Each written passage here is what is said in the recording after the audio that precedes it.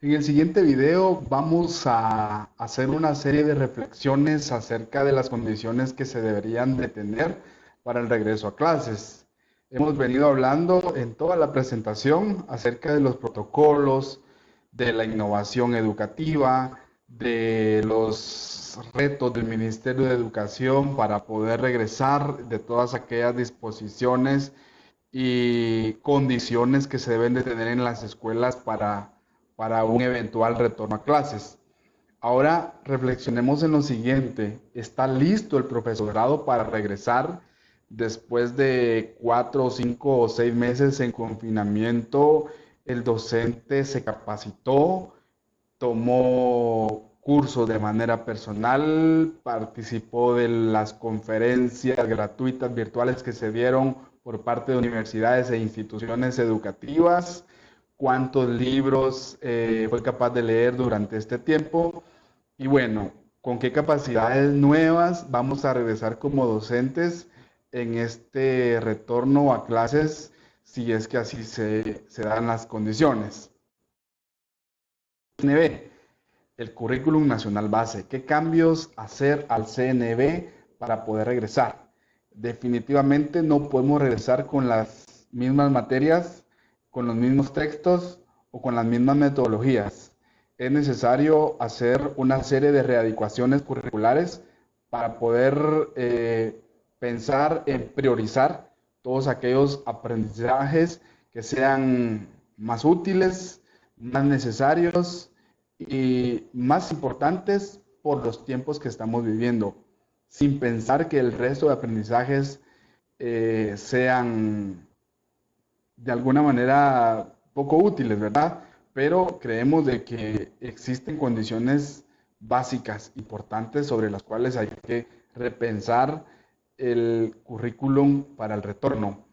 Identificar los aprendizajes básicos, es decir, nuestro sistema educativo lo hemos catalogado siempre como 4 materias importantes: lenguaje, matemáticas, ciencias sociales y ciencias naturales. Entonces, esas son las áreas básicas, así las define el CNB y así se han definido desde hace muchos años. Entonces, esos aprendizajes básicos pueden surgir de las materias básicas y dejar por un lado las áreas secundarias, las áreas como materias complementarias que en medio de la emergencia puede ser que no se tomen en cuenta por los requerimientos que actualmente se están dando. Sabemos que también el pensum de estudios en la educación pública es bastante repetitivo porque hay temas que van en secuencia y que se aprendieron a ciertas generalidades en cuarto primaria, por ejemplo, y que ese mismo tema se retoma en quinto y en sexto. Entonces, por ahí pensar en todos aquellos aprendizajes que se van a retomar el próximo año y priorizarlos. Entonces, eh, pensar también en contenidos más esenciales. Y decimos, bueno, todo es importante, porque entonces, ¿qué hemos hecho? ¿O hemos enseñado cosas innecesarias? No. Pero, por ejemplo, hace un mes se nos compartió una guía pedagógica en digital que se ha integrado en las 4 materias y que los temas incluyen una integración en matemáticas, en lenguaje, en ciencias sociales y en ciencias naturales. Entonces, este contenido ya salió y parece que va a ser impreso y va a ser entregado a los niños para poder con esto finalizar el ciclo escolar. Diseñar módulos o unidades de aprendizaje, era lo que les comentaba. La guía ya está lista, se va a imprimir y se va a entregar. Los curriculistas y los expertos del trabajo técnico pedagógico en el Ministerio de Educación han hecho este trabajo.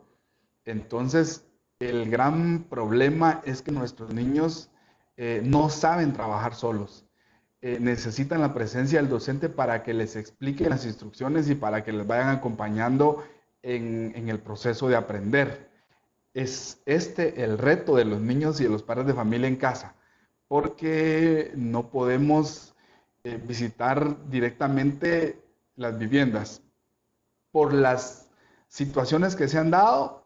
hay maestros que lo han hecho, hay compañeros que han visitado, pero entonces también estamos en contradicción contra las disposiciones del mismo Estado hasta la fecha. Entonces, también la integración de áreas, que era lo que decía al principio, y también diseñar una evaluación que no sea únicamente para promover el año. Hoy la teoría pedagógica y toda la investigación que se ha realizado nos da una serie de nuevas modalidades que no se han utilizado por el mismo sistema tradicional que se ha venido implementando. Entonces, hoy se habla de un aprendizaje basado en proyectos, un aprendizaje basado en casos y un aprendizaje basado en problemas.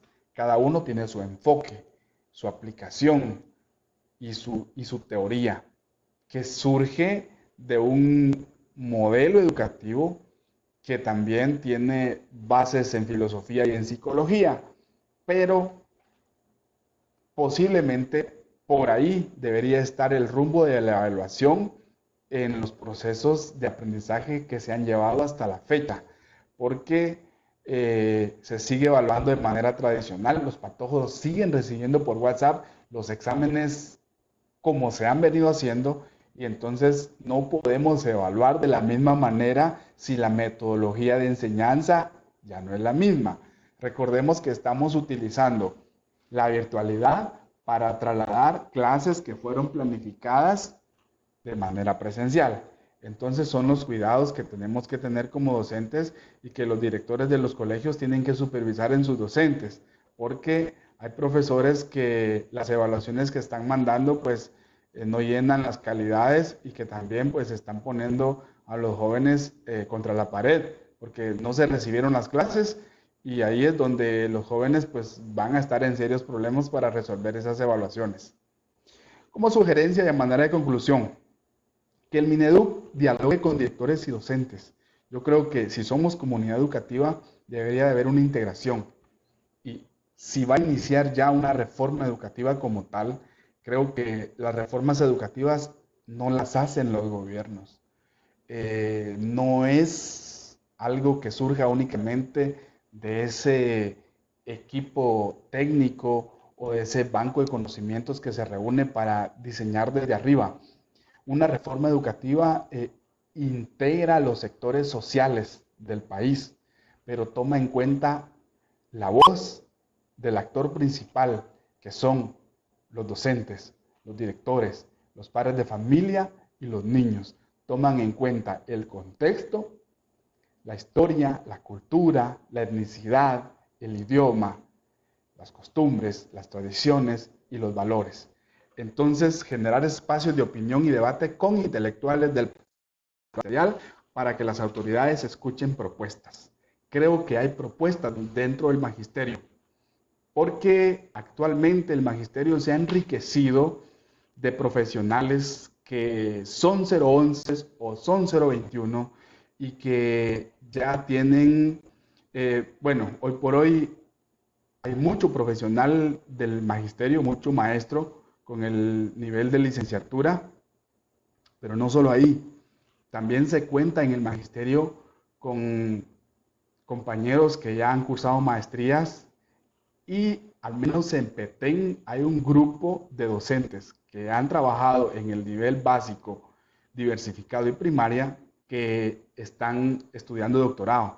Entonces, yo sí creo que en el magisterio hay intelectuales que pueden colaborar desde la experiencia, desde la práctica, desde la ruralidad y aportar de gran manera a la reforma educativa.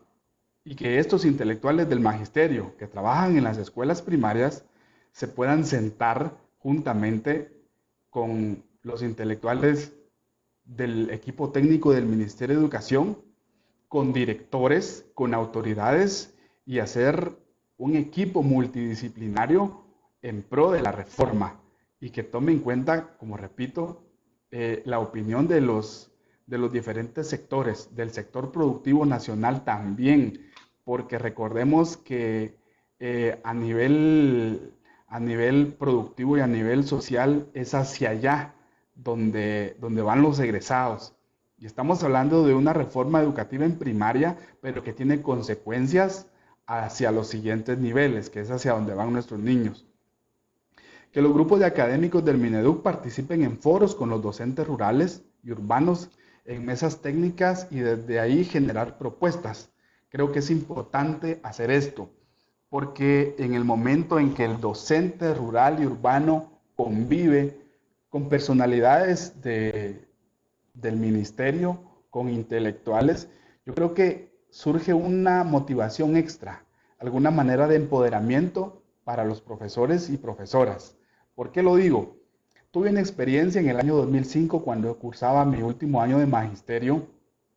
En ese tiempo se estaba llevando a cabo la reforma educativa. Entonces surge que invitan a directores de escuelas primarias, director de la escuela normal, profesionales de la Universidad de San Carlos, de la Universidad Mariano Galvez, de los institutos de nivel básico y diversificado, y viajamos hacia Puerto Barrios, donde se reunió el grupo de personas de la zona norte. Es decir, ahí habíamos todos los que viajamos de Petén, la gente de Izabal y de Cobán. Entonces, y trabajamos, yo era un estudiante del último año de magisterio, pero me tocó participar dentro de una mesa donde estaba la directora departamental de Izabal, estaba el director departamental de Petén, que en ese tiempo era el licenciado Oscar Obando, mi director de la escuela normal y un personaje que actualmente ocupa uno de los viceministerios dentro del Ministerio de Educación. La experiencia fue muy buena, muy llamativa, y el empoderamiento que uno recibe en ese tipo de roces o niveles creo que es muy bueno. Entonces, no se trata de que se repita una experiencia como esa, pero sí que en nuestro contexto, en nuestras áreas y en nuestras zonas se puedan dar ese tipo de reuniones para que construyamos juntos una verdadera reforma educativa. Entonces, pues es una opinión muy personal desde la visión de cómo veo y concibo la educación actual. Entonces, pues no soy una autoridad para decirlo, ni mucho menos la última Coca-Cola en el desierto, pero bueno, son mis ideas y las quiero compartir con todos aquellos que se tomen el tiempo en reproducir mis videos. Entonces, que esta crisis nos deje una escuela renovada, atractiva y humana, en la que todos los maestros pensemos en construir una escuela nueva, y no solo los maestros, los padres de familia, los niños, nuestras autoridades, nuestros supervisores, nuestros asesores pedagógicos y administrativos del SINAE, y que juntos hagamos ese equipo que necesita pues Guatemala, la educación, nuestras comunidades, especialmente pues la niñez guatemalteca, que es el hecho fundamental del trabajo que nosotros realizamos. Entonces, con esto termino estos videos que he venido realizando, pues es mi forma de pensar y de reflexionar en base a los webinars que recibí y que estoy recibiendo. Hoy se habla de todo, y es muy difícil poder sintetizar toda la información que nos está llegando, porque hay foros por un lado, en las redes, en los canales de YouTube, en las páginas de las universidades, y pues mi respeto para el programa de educación continua de la Universidad de San Carlos. Están haciendo un gran trabajo y creo de que pues podemos aprovechar de manera importante toda la información que se nos está trasladando. Saludos cordiales entonces para toda la comunidad educativa, para el Magisterio Nacional y para nuestras autoridades, y esperamos que a finales del 2020 pues podamos vernos y saludarnos con todos nuestros estudiantes y compañeros en las escuelas.